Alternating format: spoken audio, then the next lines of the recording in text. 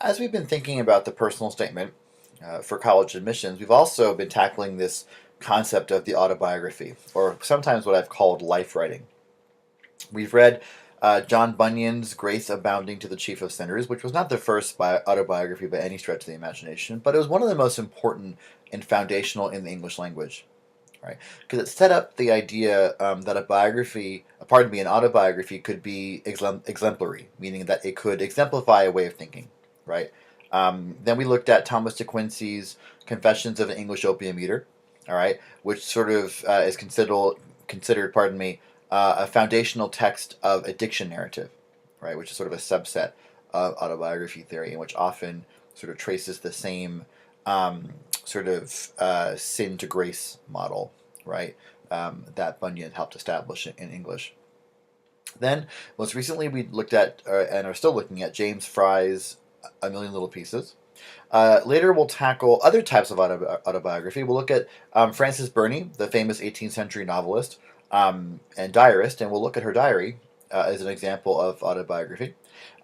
We will look also at Rousseau's Confessions, by the French philosopher, and we'll look at that text as the sort of autobiographical arm of Romanticism, and we'll then finally dive into Romanticism, which is going to be sort of the meat of this course. So, we're going to think about autobiography now as a theory, right? As a genre of literature that has been theorized, right? In thinking about genres of literature, the autobiography is actually one of the most recent, if not the most recent, form of literature to be theorized, right? And it's sort of been, as a genre, pushed aside a bit by the novel. The novel is sort of the queen mother of all literary genres, right? And the autobiography, I don't think has been accorded the same respect that the novel has, right? Because we give novelists a lot of credit because they come up with their stories, right? They are creators.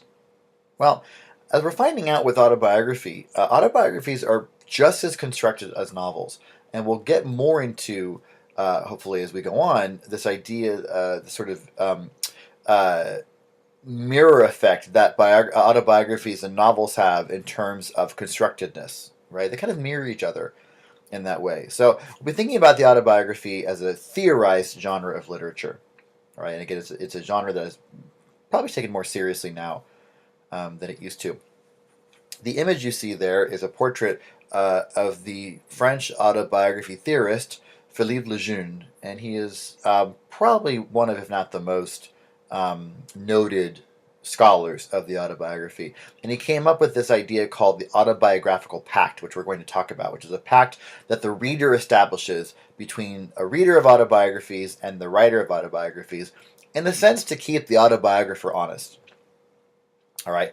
Today you can go to a university, and you can take classes in autobiography and autobiography theory. In fact, when I was at Cal almost 15 years ago, there was a professor there who devoted her scholarship to autobiography and to sort of modes and theories of self-expression. Her name was Hertha Sweet Wong, and she, I believe, is still there, teaching both the theory and the practice of life writing, of autobiography. So it remains a very robust field. But it's funny because it's not quite as robust or as represented in university English departments as the novel or even poetry. But we're going to look at autobiography as a theory. And one of the reasons why you took this course, I hope, is because you are not content to assume what you know, which is a sort of an awkward way, I guess, of saying. You're content. You're not content to settle. You want to know more, and you could certainly go to a university from this class, from this AP literature class, not really having known about autobiography theory. But I think it gives us an interesting thing to talk about as we read these autobiographies, and frankly, really as you write them. And that is, there's a theory underpinning what you're doing as the writers of personal statements. Right, whether it actually impacts your day-to-day sort of work on the personal statement, who knows? It's a case-by-case sort of thing. But I think it'll give us something to think about as we both read and craft these sort of biographical texts. All right, so let's begin. And we're going to do a quick sort of prologue, and we're going to talk about narration, which would seem to be an odd sort of way to start an autobiography sort of lecture, because really there's only one type of narrator that an autobiography has. But it'll be good to contextualize this, because autobiography is a form of prose narrative, right? And prose narrative actually has three distinct types of narrator. All right, and these come to us from another famous French literary theorist, Gerard Genet. All right, so there are three types of narrators in prose narrative.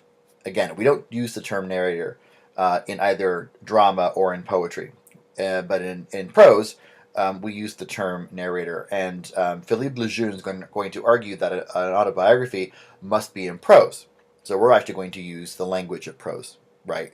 And we'll talk about narrators. So the first type of narrator in prose narrative, be it novel or autobiography, is what's called the autodiegetic narrator. Auto means self, and diegetic, these are Greek terms, means narrative, essentially. So an autodiegetic narrator is a self-narrative maker. Here, in other words, it's a narrative told in the first person. All right, so an autodiegetic narrator is the first person. They use I. All right, and that narrator is the protagonist. So they are telling their own story. All right, so for example, the famous opening, almost clichédly famous opening of Moby Dick, Call Me Ishmael. Right, this is an autodiegetic narrator, this first-person narrator, and he is telling his own story. Right, Jane Eyre, another example, autodiegetic narrator. Jane Eyre is the title character, the protagonist, and she tells her own story. All right, so simple. Autodiegetic, first person, tells their own story. That is pretty much the autobiography right there, right? The vast majority of autobiographies are written using an autodiegetic narrator, because it's about the person telling the story, right? An autobiography is about the writer, and the writer's telling the story.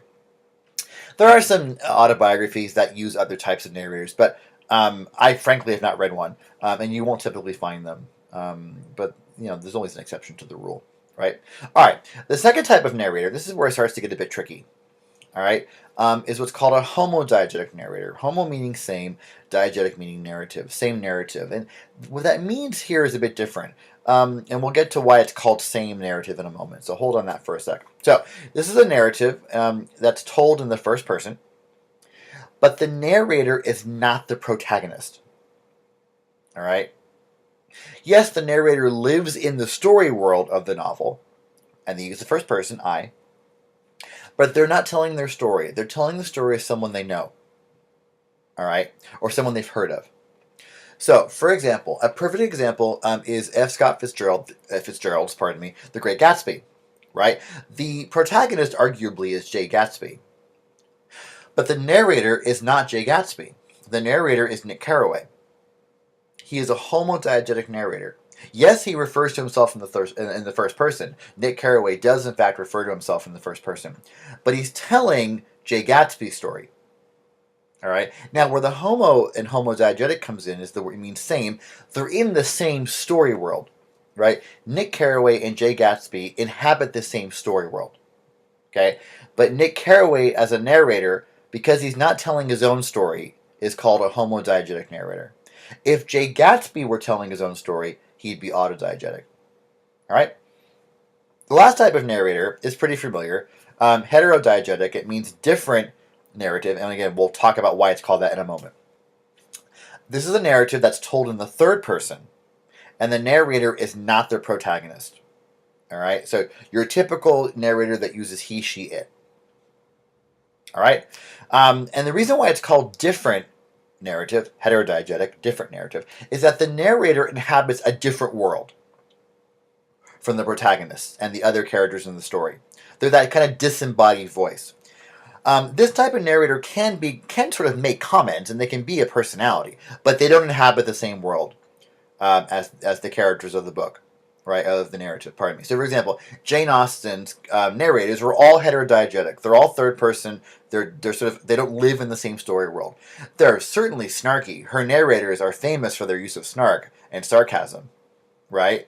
But they don't inhabit the same world as the characters. So therefore, they are called a heterodiegetic narrator. And these must be in the third person. All right? So autodiegetic, it's the narrator telling their own story. First person. Homodiegetic, the narrator is telling someone else's story, but still in the first person. They might say, let me tell you the story of my friend Jay. Heterodiegetic narrator, third person, they're telling all the other stories in the book, okay, and they're themselves not a character, right?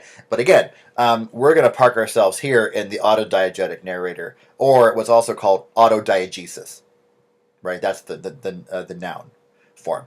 Autodiegesis, a story in which the narrator is telling their story, a narrative part of me in which the narrator is telling their own story.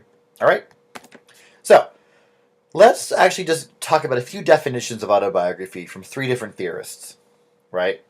Or sort of two theorists and then one pairing, so one sort of famous pair. All right. The first is going to be Philippe Lejeune, who we're actually going to spend the rest of the time with in this lecture. But he says of autobiography that it's a retrospective account in prose that a real person makes of their own existence, stressing their individual life and especially the history of their personality. Okay. So it's retrospective, meaning told, in the past. It happened in the past. Okay. And it's in prose. He makes that distinction about prose. All right. It's a real person, which means they actually existed. Okay. It has a claim to individuality, right? Because each of us is an individual, right? And it's a history of their personality, right? It's a history of their temperament and how they interact with the world. And that comes from his famous book on autobiography, from which I pull a lot of the sort of quotations, both direct and indirect, in this lecture. Another definition comes from Sidoni Smith and Julia Watson, who are more sort of recent theorists. Lejeune's still alive, but their book, which is called Reading Autobiography, is much more recent. It was published in 2010, so it's very, very contemporary to us, all right? And their definition of autobiography goes like this. Our working definition of autobiographical or life narrative, they use that term as well, rather than specifying its rules as a genre or form, understands it as a historically situated practice of self-representation. In such texts, narrators selectively engage their lived experience through personal storytelling. All right? So they're basically saying we're not going to sort of worry about autobiography. We're not going to define the genre. We're not going to get into the formal elements of the genre. They're not formalists. All right? They're going to understand autobiography as historically situated, which means you cannot divorce an autobiography from when it was written. Right? You can sort of see, if you had me previously, we talked about new historicists, and you can kind of see sort of new historicist or even historicist slant to this, right? That we can't divorce the history when a book was written, the historical epoch in which it was written from interpretation, right? We have to consider that. It's also a practice of self-representation, right? You are presenting yourself to the reader. It's interesting that one of the French terms for theater is représentation, sort of stage work. All right, the idea that you're sort of presenting something even sort of quasi-theatrically, right? And that came up in class, right? Jahan, I believe, sort of mentioned this idea of presenting, right, to the reader. And then they also mentioned very, very cogently, I feel, that the autobiographer, in this case, the narrator, right, and one and the same, we're going to find out, selectively engaged, meaning they pick their details selectively, just as you are going to be doing in your personal statement. All right? An autobiography is not a minute-to-minute account, a thought-to-thought account, right, of a life, or as Lejeune uses the term personality. It's selective. Right, it would be 1,000 pages long at minimum. Not it would actually be incalculable if you wrote a minute-to-minute, thought-to-thought sort of catalog of everything that happened in a life. So it's selective, right? And they talk about lived experience. It had to have happened, right?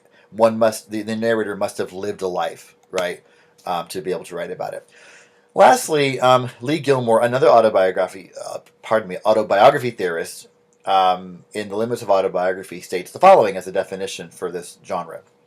As a genre, autobiography is characterized less by a set of formal elements than by a rhetorical setting in which a person places herself or himself within testimonial contexts, as seemingly diverse as the Christian Confession, the scandalous memoirs of the Rogue, and the coming out story, in order to achieve as proximate a relation as possible to what constitutes truth in that discourse. All right, let's break this down. All right, so she situates this in a testimonial context. It's testimony, right? Which again has the implication of truth. Think about a court case, right? You testify in court. Or even in a religious context, you testify about a religious experience. You're giving a personal truth, right? But it's still, the implication is that it has almost objective truth as well. Okay, and she lists a couple of the ways in which autobiography has historically been conceptualized. Christian confession, think of John Bunyan, right? Scandalous memoirs of a rogue. We're not so much going to be talking about this one, right? This has its roots in sort of narratives, like sort of Casanova's autobiography, for example, about all his womanizing and whatnot. There's a memoir of a rogue, right? And then the coming out story, and this means two different things. Historically, coming out was the term we used when young women came out into society, right? They were presented to society, they were put on the marriage market in that very sort of heteronormative, marriage as contract sort of thing, right? But also, in a more contemporary context, coming out refers to coming out in a sort of LGBTQ context, right? Or in literature, a sort of queer theory, right? Coming out stories are sort of a subgenre of literature that queer theorists are interested in, right? So those are the different types of autobiographies, just sort of historically speaking, right? And in order, these are written in order to achieve as proximate a relation as possible, as close as we can get, to what constitutes truth, right? Notice that what makes up truth, right? How we constitute it, how we agree on what it is, right? In that discourse, meaning that discourse is a language that we use in a particular field or context, right? So when she says that autobiography is a way to achieve as close a relationship as possible to truth within that way of talking, right? So how we talk about autobiography, these autobiographies, these confessions, these memoirs, right, these coming out stories, right, are a way to get as close to the truth as possible, okay, within the confines of this genre. Okay, so those are sort of various working definitions of autobiography. Now, let's talk about Lejeune and his concept of the autobiographical pact, because I find, it's sort of in my studies of this genre that to be pretty revolutionary, and it sort of definitely, I think, changed my thinking about this. By the way, a pact is an agreement, right, between people or entities.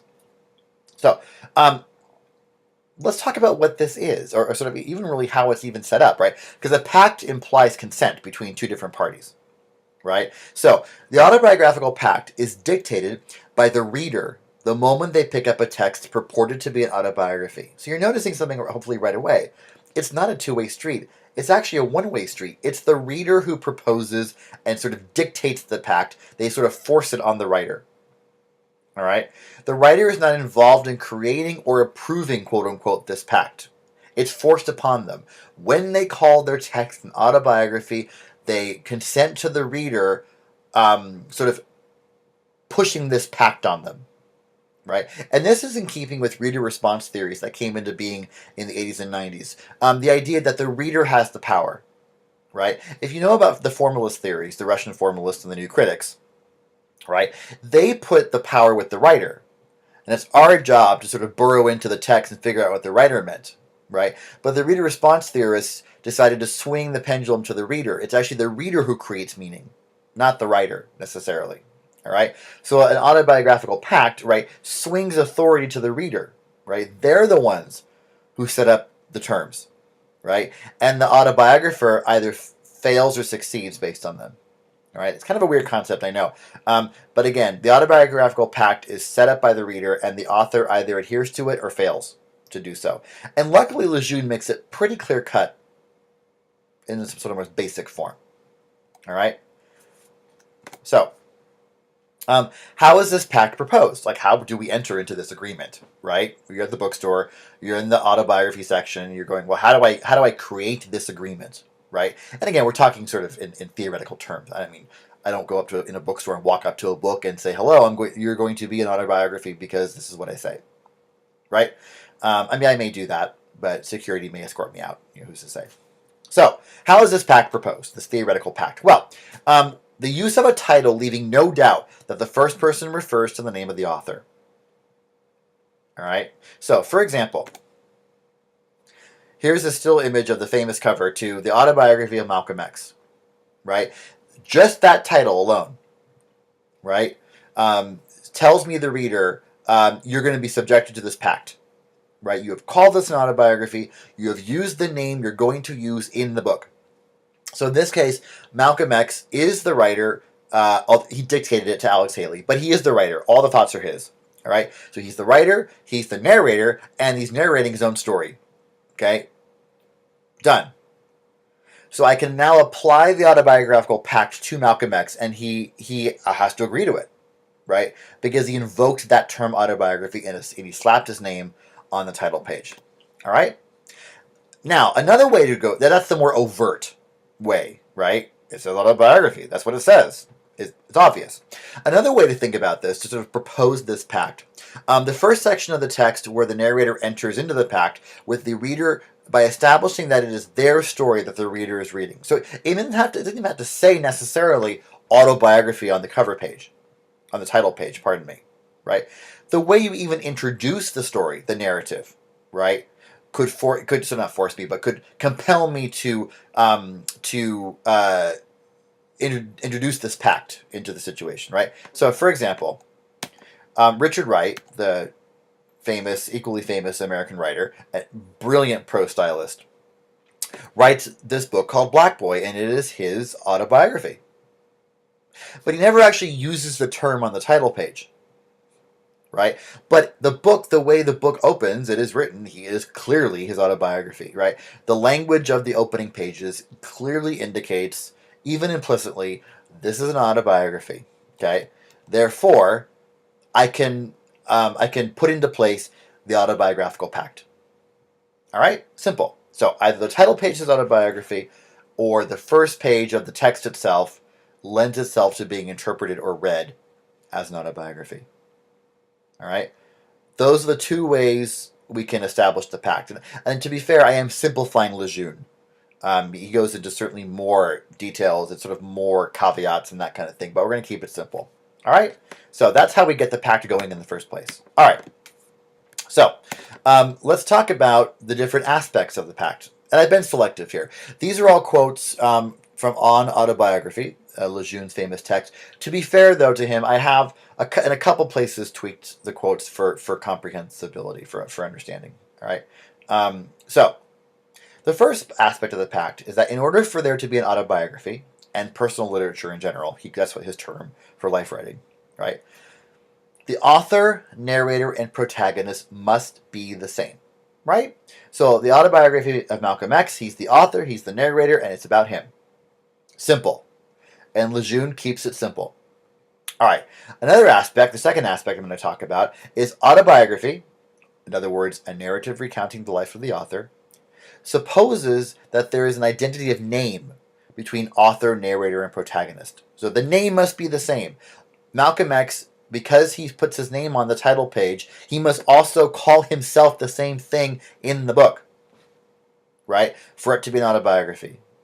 It sounds simple, right? Sounds, again, like one of these duh moments, right? But we just want to make sure we're clear, right? For the pact to be in place, the author, narrator, and protagonist must have the exact same name. Because as we know, in fictive texts and in autobiographies, as we're discovering, right, there's identity that comes with a name, right? As an example, Jane Eyre, the famous Victorian novel by Charlotte Bronte, all right? The author, narrator, and protagonist are not the same, right? The author is Charlotte Bronte. The narrator and protagonist is Jane Eyre, right? So really, he goes to all this trouble and to all this sort of duh, sort of we kind of know this, to just especially make it clear that these are not autobiographical novels we're talking about. These are autobiographies. All right? The autobiographical novel mimics the autobiography. It puts on the clothing of autobiography, but of course it's not. Right? Another aspect of this pact is that the autobiography does not include degrees. It is all or nothing, meaning that, again, the three things we talked about, right? The author, the narrator, and the protagonist must be the same person with the same name. End of story. No hemming and hawing. No couple here, one there. No, all or nothing. He makes it very clear. All right. The fourth thing we'll talk about is that what defines autobiography for the one who is reading is above all a contract of identity that is sealed by that name. And these are all variations on the same thing. Okay. So once you have that name on there, right, that seals the deal. The author implicitly agrees that their book is an autobiography, right, when they use that name in all three ways. All right. 5. Autobiography is defined by something outside the text. And this is a weird concept because we're used to thinking about definitions of genres being inside the text, right? Poetry is defined by meter and rhyme, right? And really, actually, formatting is the ultimate sort of definer of the genre of poetry, right? So novels are defined by what's inside the text, right? It's prose, it has chapters, or has a continuous narrative or whatnot, right? But an autobiography is actually defined by what's outside it. It's the title page, essentially, right? Or it's this contract we're putting onto it that's outside the text. The pact, this autobiographical pact, it does not have anything to do with the text on the inside. We put it on the text, right? So autobiography is defined by something outside the text, by the type of reading it engenders, right? We don't read an autobiography the same way we read a novel or a poem or a play. And the credence it exudes, meaning the believability it puts out there, right? So an autobiography is defined by the type of, so the way we read it, and the believability that it puts out there. When we see the title, the cover of the book, it sort of radiates truth to us, right? That's outside the text. The cover of a book is not text in the sort of traditional way we think about. We open up a text and there it is, or a book, pardon me, and there's inside is that text. All right. Lastly, and this is maybe, I mean, to me it's interesting, but I'm a big literary nerd, but the aim of the autobiographer is not simple verisimilitude, but resemblance to the truth. Verisimilitude is the concept that a fictive text, could exist in the real world, right? It's believable. Vera sort of means truth, right? The root word for truth. All right. And similitude sort of seems like. So it seems like the truth, right? A novel can seem like the truth, but make no claim to being truth. Okay. But an autobiography has to resemble the truth. It must look like it, or like be its twin, right? Not the effect of the real, but the image of the real, right? So an autobiography must be an image of reality. All right. What Lejeune's kind of saying here is that it's still a construction, right? It's an image thereof, or sort of the Shakespearean term, it's a copy of, right? Or even a facsimile. But so it can be constructed, but it must look like the truth. A novel does not have that burden. An autobiography does. So, for example, if we're looking at verisimilitude versus semblance, and sort of resemblance, right? On the left is a painting by Turner, by J.M.W. Turner, the famous English landscape and portrait painter, pardon me, all right, of a storm at sea. Okay? It has verisimilitude. It does seem truthful, right? It is referencing enough truth and reality, quote unquote, that it has some believability to it, right? Whereas the picture, the photograph on the right, is an image of the truth. It is a copy of it, right? We recognize it as being an image of reality, right? And we can get into sort of messy discussions about objective and subjective reality. Some people would argue that Turner's painting is a subjective truth. Fine. Right, we can get into semantics. But the left is the novel, the right image is the autobiography. Both constructed, right? This photographer constructed this image on the right by taking that shot, right? It's a beautifully sort of composed photograph, right? Even with horizon line and all that. But it's a semblance of the truth. It's a good copy of the truth. Whereas the left one could be true. It references truth, but it's clearly not as true. So, like, the novel is what's on the left, and the autobiography is what's on the right. All right. So, let's just sort of break down for a moment. Let's talk about genre, right? Like the formal element of autobiography, because we're being good formalists, right? So the form of language must be prose narrative. An autobiography, according to Lejeune, must be prose narrative. All right. And we know that genres can be loose. I'm sure you can certainly write an autobiography in verse or as a play, but he's going to make the distinction that it's prose narrative, right? And you can see again how that's so close to the novel. They're kind of kissing cousins, right? The subject treated is the individual life. Okay. The situation of the author. The author's name refers to a real person and is identical to the narrator. We talked about that already. We've beaten that dead horse. All right. But that name thing is so important. Right? The names must be the same. The position of the narrator, almost sort of physically, right? The narrator and the principal character are identical. They occupy the same space. That sort of that physics truth does not hold here. Two things can occupy the same space at the same time, and that is the narrator and the principal character. And as we know, the author too. All right. So Newtonian physics doesn't work here. And lastly, an autobiography it has a retrospective point of view of the narrative, meaning that it's told in the past tense. So positionally, the narrative is behind the writer. They can look back at it, right? That's a formal element of autobiography. So again, he's going to argue the formal elements of autobiography are that it's prose narrative, it's of an individual life, the names are all the same, right, between author, narrator, and protagonist. The narrator and the principal character are identical, and it has a retrospective point of view. And lastly, this is just a sort of a graphic that Philippe Lejeune is famous for. We're just going to actually focus on this right here, this section right here. Okay, so on the y-axis here is the identity, right, of the narrator, and over here is the person, first, second, or third person, right? As we know, I is the first person, you is the second person, and he is the third person. Lejeune, writing this book back in the 80s or so, we're still using the male pronoun. We know today that that's not very inclusive, so there we are with that. But so, for example, if the narrator is the principal character, right, that is a good old classic autobiography with that autodiegetic narrator. They're telling their own story. Okay? Simple. This is what we're used to. This is what we're going to be looking at, have looked at. You'll be writing. You are going to be a classic autobiographer. You're going to be your autodiegetic narrator of your own life. Now, another fun, kind of interesting twist here. If the narrator is not the principal character, right, in life writing, okay, then it's a biography. It's called a witness narrative.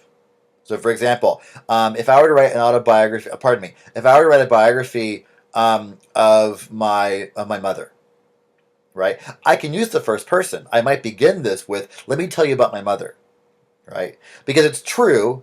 It's a biography, right? So, and that's a homodiegetic narrator. I'm going to be telling my mother's story. It's about her, but I'm going to be telling it in the first person. That makes it homodiegetic, right? So, just interestingly enough, again, an autobiography must have a narrator is the principal character. Okay, a biography can be told by a first-person narrator when they are not the protagonist. All right, and we're not going to worry about the right-hand quadrants because that goes beyond the scope of this class. All right, so again, as we think about autobiographical texts in this class, we're going to sort of think about these sort of theoretical, almost sort of there's a certain sort of maybe preciousness about all this. We'll sort of think about this theory behind autobiography that Lejeune presents us with, right? That may seem self-evident, but he was among the first to really set these ideas down, right? And sort of say, an autobiography must have and do this. So as you read further and write further, sort of keep in mind these, it's almost like sort of the obligations that he expects you to uphold when you write this autobiographical text, your personal statement. Again, he doesn't deny they're constructed, right? But he's very clear about the truth. All right. So according to Lejeune would say you can't fudge your personal statement. You can construct it, but you can't fudge it. So think about him and about this as you craft your own personal statements and we continue to explore the genre of autobiography.